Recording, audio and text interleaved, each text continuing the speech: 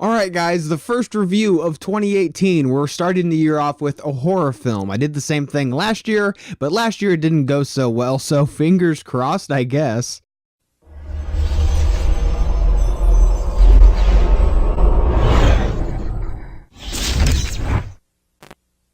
Insidious: The Last Key is directed by Adam Robitel, and this is a prequel to Insidious 1 and 2, but also being a sequel to Insidious 3. This film once again follows Elise as she continues to aid people in getting rid of these paranormal events that are plaguing their home, but this time she must help someone who is currently living in her childhood home, which has a lot of trauma tied to it. I think the first Insidious film is truly remarkable. What James Wan was able to do with that film and to take this very played out and trite idea and mold it into something very unique and something that felt very fresh. But ever since then, with each sequel into this franchise, the movies have been getting progressively worse. Even with that being said though, I don't think that either of the sequels are outstandingly terrible. They range from, I think, is pretty good with Insidious 2 to okay with Insidious 3. I don't think that there's something that sticks out in my mind as being terrible about those films. Unfortunately though, Insidious Chapter 4 does continue that downward trajectory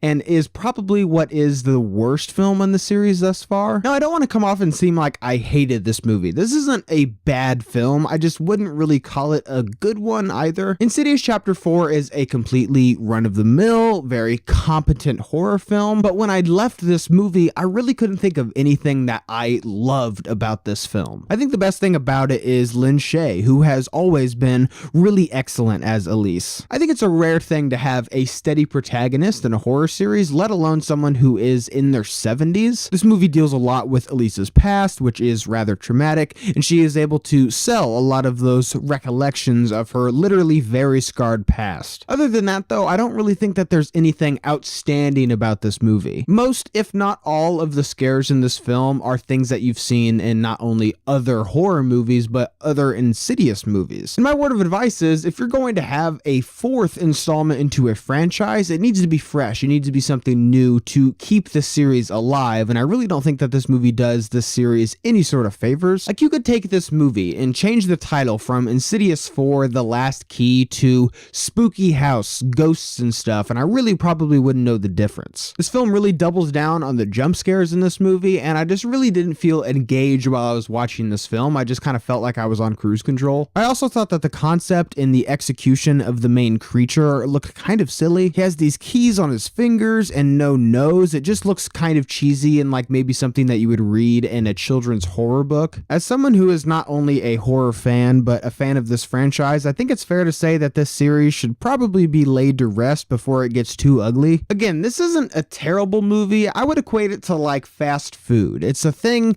that you experience, and it's not the worst thing in the world, but it's not really something that you're probably going to remember in a week or so. If you really enjoy these films, I'd say maybe check it out in theaters, but probably check it out at home. And if you consider yourself someone who gets scared easily, then knock yourself out. This movie will probably scare you to death. But if you're someone who has seen a lot of horror films, and especially all the Insidious movies, I just really don't see this film doing anything for you. So did you guys see Insidious 4? What did you think about it? Leave your thoughts and opinions down below. And as always, guys, thank you so much for watching today. I hope you liked today's video. And if you did, click the link down below and subscribe to my channel for more movies and movie related things. Guys, thank you so much for watching, and see you next time.